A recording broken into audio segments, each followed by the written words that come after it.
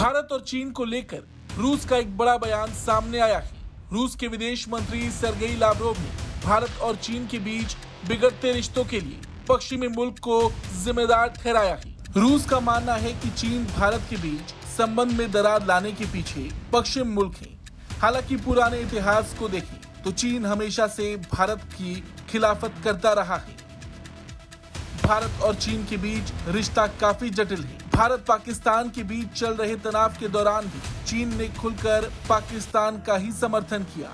वित्त वर्ष 2024 में चीन और भारत के बीच $100 बिलियन से अधिक का व्यापार हुआ, लेकिन तब भी चीन डबल गेम खेलने से पीछे नहीं हटा। चीन की ओर से पाकिस्तान को मिल रहे समर्थन से क्षेत्रीय सुरक्षा की स्थिति और अधिक संवेदनशील हो गई है।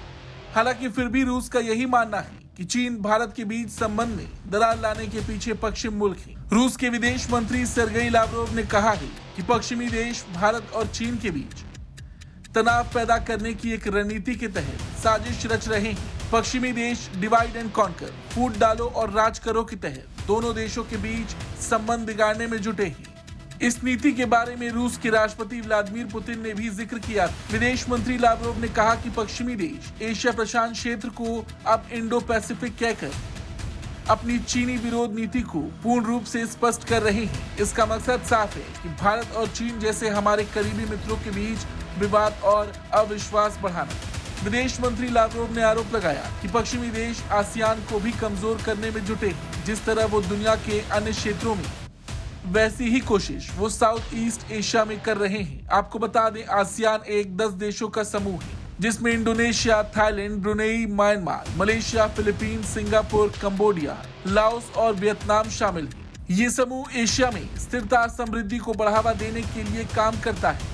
हालांकि रूस की ओर से ये बयान ऐसे वक्त में आया है जब चीन भारत के साथ दोगला गेम खेलने में लगा है।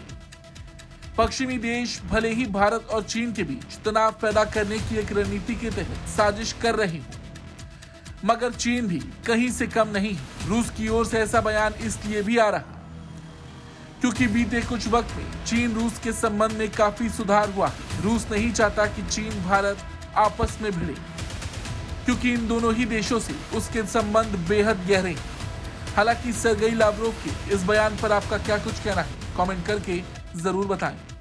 ब्यूरो रिपोर्ट, भारत तक।